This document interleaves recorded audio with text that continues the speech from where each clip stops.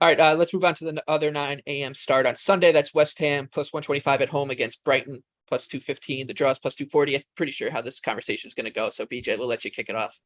Yeah, I mean, you could say, West Ham, they were pretty kind of unlucky to lose to Nottingham Forest last weekend. But this is going to be a much different type of opponent. I mean, they were able to control possession against Nottingham Forest. They're not going to be able to do that here against Brighton. I mean, defensively, I still have a lot of question marks about West Ham. Agurd is still recovering from ankle surgery. Ogbonna's questionable. They've sold Diop.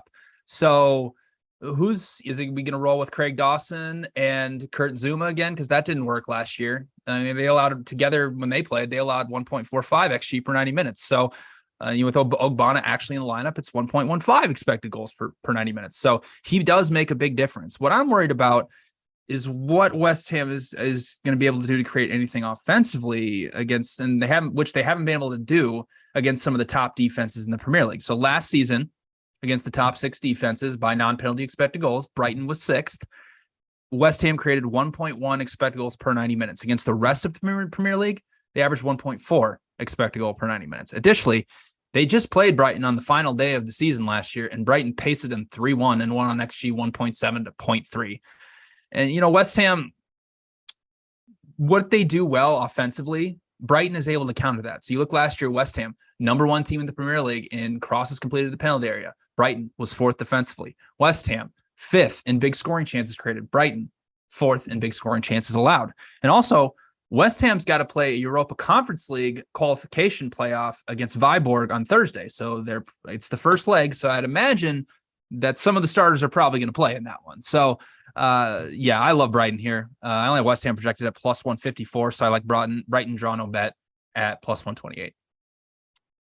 We're of course huge Viborg fans. Of course, we're huge Viborg fans. Action Network's parent company, Better Collective, are part owners of Viborg. So no, up the Viborg. They are 70% owners. So 70%. they are the owners of Viborg pretty much. Majority owners. Up 10-1 on that. 10-1 on Thursday, by the way. Get in on it. Anthony, anything here? Brighton and West Ham? Yeah, I'll make it 3 for 3. Brighton, in my projections, is a pick 'em. I've bet this match every time they've played in the last 2 years. I bet Brighton against West Ham at the end of 2021. I bet Brighton in both meetings last year. They cashed tickets for me both times. And the market continues to be too high on the Hammers and too low on the Seagulls in this matchup especially. I agree with BJ that Brighton has actually improved considerably in defensive transition in the last year. And that was actually, I thought, the biggest improvement they made under Potter last year was their ability to prevent those kind of transition moments from really getting them. And I think that's come from more time in the system and more structure under Potter. And I think that is taking away what West Ham relies so heavily on for scoring. Scamacca has not impressed thus far. Antonio continues to look more like, the Mikel Antonio before the breakout that he had in 2020. So I'm going to take the Seagulls. I took them plus a quarter at minus 110. I also like them on the draw no bet line at plus 125.